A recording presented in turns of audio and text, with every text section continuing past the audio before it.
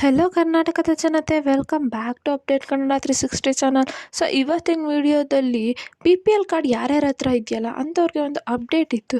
So update ಬಗ್ಗೆ ತಿಳಿಸ್ಕೊಡ್ತೀನಿ. ವಿಡಿಯೋನ ಸ್ಟಾರ್ಟ್ ಮಾಡೋಕ್ಕಿಂತ ಮುಂಚೆ ನೀವೇನಾದರೂ ನಮ್ಮ ಚಾನಲ್ಗೆ ಸಬ್ಸ್ಕ್ರೈಬ್ ಮಾಡ್ಕೊಂಡಿಲ್ಲ ಅಂದರೆ ದಯವಿಟ್ಟು ಸಬ್ಸ್ಕ್ರೈಬ್ನ ಮಾಡ್ಕೊಳ್ಳಿ. ಹಾಗೆ ವಿಡಿಯೋನ ಆದಷ್ಟು ಶೇರ್ ಮಾಡಿ, ಬೆಲ್ಲೈಕನನ್ನು ಪ್ರೆಸ್ ಮಾಡೋದು ಮರಿಬೇಡಿ, ವಿಡಿಯೋಗೆ ಲೈಕ್ ಕೊಡಿ. ಸೊ ಸುದ್ದಿನೇ ಇಲ್ದಂಗೆ ರದ್ದಾಗ್ತಿವೆ ಲಕ್ಷಾಂತರ BPL ಕಾರ್ಡ್ಗಳು.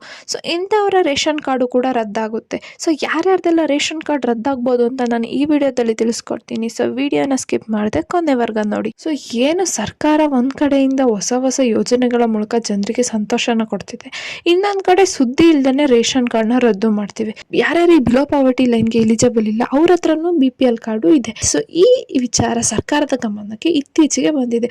ಸೊ ಹಾಗಾಗಿ ಯಾರೆಲ್ಲ 2016ರ ಪಡಿತರ ಚೀಟಿ ನಿಯಮಗಳನ್ನು ಉಲ್ಲಂಘಿಸಿ ಯಾರ್ಯಾರೆಲ್ಲ BPL ಕಾರ್ಡ್ನ ಹೊಂದಿರ್ತಾರಲ್ಲ, ಸೊ ಅಂಥವ್ರ BPL ಕಾರ್ಡ್ಸ್ ಅಂದ್ರೆ ರೇಷನ್ ಕಾರ್ಡ್ಸ್ ರದ್ದು ಮಾಡ್ತಾ ಇದ್ದಾರೆ ಸರ್ಕಾರದವರು. ಸೊ ಈಗಾಗಲೇ ಲಕ್ಷಾಂತರ BPL ಕಾರ್ಡ್ನ ರದ್ದು ಮಾಡಿರುವುದು ಎಂಬ ಒಂದು ಮಾಹಿತಿ ಲಭ್ಯವಾಗಿದೆ. ಸೊ ಇದು ಯಾವ ಮಾನದಂಡದ ಮೇಲೆ ಅಥವಾ ಯಾವ ರೀತಿ ಪರಿಶೀಲನೆ ಮಾಡಿಬಿಟ್ಟು ಈ BPL ಕಾರ್ಡ್ನ ಕ್ಯಾನ್ಸಲ್ ಮಾಡ್ತಿರುತ್ತೆ ಅಂದ್ಬಿಟ್ಟು ಒಂದು ನಮ್ಗೇನು ಸ್ಪಷ್ಟ ಮಾಹಿತಿ ಸಿಕ್ಕಿಲ್ಲ. ಬಹುಶಃ ಯಾರ್ಯಾರೆಲ್ಲ ಸರ್ಕಾರಿ ನೌಕರಿಯಲ್ಲಿ ಇರುವವರು ಅಥವಾ ಆದಾಯ ತೆರಿಗೆ ಪಾವತಿ ಮಾಡ್ತಿರುವವರು ಅಂಥವ್ರನ್ನ ಒಂದು ಪರಿಗಣಿಸಿ ಅಂಥವ್ರ ಬಳಿ ಇರುವ ರೇಷನ್ ಕಾರ್ಡ್ನ ಮೇ ಬಿ ರದ್ದು ಮಾಡ್ತಿರ್ಬೋದು.